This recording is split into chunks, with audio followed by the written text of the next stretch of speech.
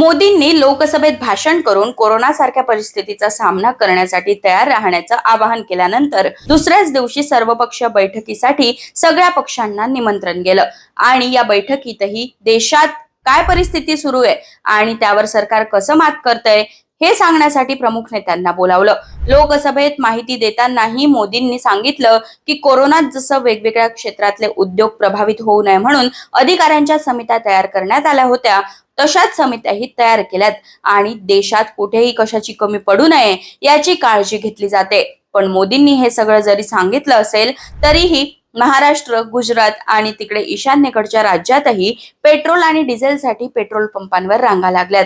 तर गॅसच्या तुटवड्यामुळे सगळे व्यवसाय ठप्प व्हायला सुरुवात झाली आहे आणि कोरोनामध्ये जसं मजूर गावाकडे निघाले होते तसंच मुंबई, पुणे अशा सगळ्या मोठ्या शहरात MIDC मध्ये काम करणारे मजूर पुन्हा आपल्या गावाला निघायची तयारी करतायत। 24 मार्चला तर लॉकडाऊन इन इंडिया हा सर्वात जास्त सर्च केलेला गुगलवरचा शब्द होता। पण खरंच भारतात लॉकडाऊनची तयारी सुरू आहे का? अचानक लॉकडाऊनची चर्चा का व्हायला लागली आहे? सरकारचं यावर काय मत आहे त्याचीच स्टोरी मी या व्हिडिओत तुम्हाला सांगणार आहे। स्टेट ऑफ हॉर्मुझ मधून आतापर्यंत भारताच्या 6 ते 8 जहाजांना सुरक्षित सोडण्यात आलंय, पण यातून येणारं क्रूड ऑइल आणि गॅस आपल्या गरजेपेक्षा कमी आहे। ही पुरवठा साखळी विस्कळीत होऊ नये म्हणूनच सरकारने सगळ्यात आधी गॅसच्या व्यावसायिक वापरावर निर्बंध घातलेत आणि घरगुती गॅसला प्राधान्य दिलं। आतापर्यंत पेट्रोल आणि डिझेलचं वितरण व्यवस्थित सुरू होतं आणि सरकारकडूनही हेच सांगितलं जातंय, पण देशाच्या प्रत्येक राज्यात पेट्रोल पंपांवर रांगा लागतात आणि विशेषतः निमशहरी भागात ही परिस्थिती जास्त आहे।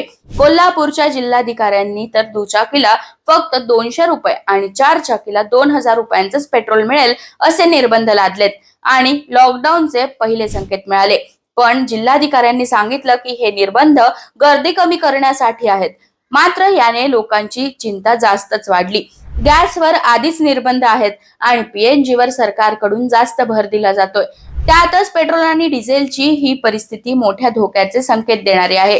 जगभरात वेगवेगळ्या देशात वर्क फ्रॉम होम अनिवार्य करण्यात आलंय, पेट्रोल आणि डिझेलवर मर्यादा घालण्यात आल्यात आणि महागाई दर सुद्धा प्रचंड वाढलाय। भारतात अजून तरी पेट्रोल आणि डिझेलच्या किमतीत वाढ झालेली नाही, पण रशियासह जगभरातल्या 40 देशांकडून क्रूड ऑइल खरेदी सुरू आहे। मात्र सगळे व्हेसल भारतीय रिफायनरीमध्ये पोहोचण्यासाठी लागणारा जो वेळ आहे आणि त्यामुळे पुरवठा साखळी विस्कळीत होणं, यामुळे ही सगळी परिस्थिती तयार होते। या नाकेबंदीचा संभाव्य परिणाम म्हणून शेअर मार्केट कोसळतंय, अर्थव्यवस्थेवर अधिकचा ताण येऊन GDPची वाढ मंदावण्याचाही अंदाज आहे। देशभरात ही जी परिस्थिती तयार झाली आहे त्यावर उत्तर देण्यासाठी पंतप्रधान मोदींचं लोकसभेत भाषण झालं। 4 वर्षांपूर्वी मोदींनी देशाला संबोधित केलं होतं आणि तोही मार्च महिन्यातला 24 तारखेचा दिवस होता। मोदींनी पुन्हा एकदा मार्च महिन्यातच सांगितलं की आपल्याला आता कोरोना सारख्या परिस्थितीचा सामना करण्यासाठी तयार राहावं लागेल। कोरोनामध्ये आपण एकजुटीने टीम इंडिया म्हणून काम केलं आणि जागतिक संकटावर मात केली। कदाचित मध्य पूर्वेतली परिस्थिती अजून बिघडली तर आपल्याकडेही आव्हानं वाढू शकतात आणि त्यावर एकजुटीने मात करावी लागेल। आपण अमेरिका आणि इस्रायल या दोन्ही देशांच्या संपर्कात आहोत आणि युद्ध लवकरात लवकर संपावं अशी आपलीही इच्छा आहे, मात्र प्रत्येक गोष्टीवर मात करण्यासाठी ताकदीने उभं राहावं लागेल असं मोदी म्हणाले। मार्च महिना आणि त्यात 24 तारीख यामुळे प्रत्येकाच्या काळजाचा ठोका चुकला आणि पुन्हा आपण लॉकडाऊनच्या दिशेने मात करतोय का अशी चर्चा सुरू झाली। गुगलवरही लॉकडाऊन हे सर्वाधिक वेळा सर्च केलं गेलं। ही सगळी चर्चा सुरू असतानाच केंद्र सरकारने संरक्षण मंत्री राजनाथ सिंह यांच्या अध्यक्षतेखाली सर्वपक्षीय बैठक बोलावली। मध्य पूर्वेतली परिस्थिती, सरकारची तयारी असे सगळे वेगवेगळे मुद्दे या बैठकीत चर्चेसाठी असणार होते।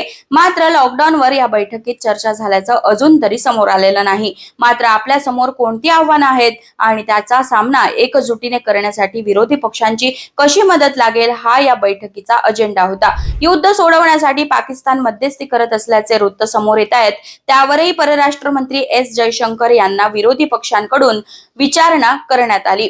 मात्र पाकिस्तानप्रमाणे भारत हा ब्रोकर देश नाही, तर आपलं परराष्ट्र धोरण हे नॉन अलाइनमेंट असल्याची आठवण जयशंकर यांनी विरोधी पक्षांना करून दिली.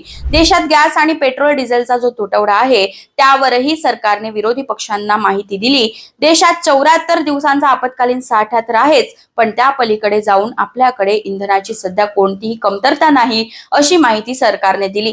गॅसच्या तुटवड्यावरही मार्ग काढण्यात आलाय आणि टप्प्याटप्प्याने व्यावसायिक वापरासाठीही परवानगी दिली जाईल असं सांगण्यात आलं. गॅसच्या तुटवड्यामुळे छोटे व्यवसाय पूर्णपणे बंद पडलेत आणि हजारो लोकांचे रोजगार जात आहेत. शहरात गॅस मिळत नसल्यामुळे मजूर आपापल्या गावी परत जात आहेत आणि ते परत येण्यासाठी वेळ लागून दीर्घकाळासाठी व्यवसायावर परिणाम होणार असल्याची चिंताही सर्वपक्षीय बैठकीत व्यक्त करण्यात आली.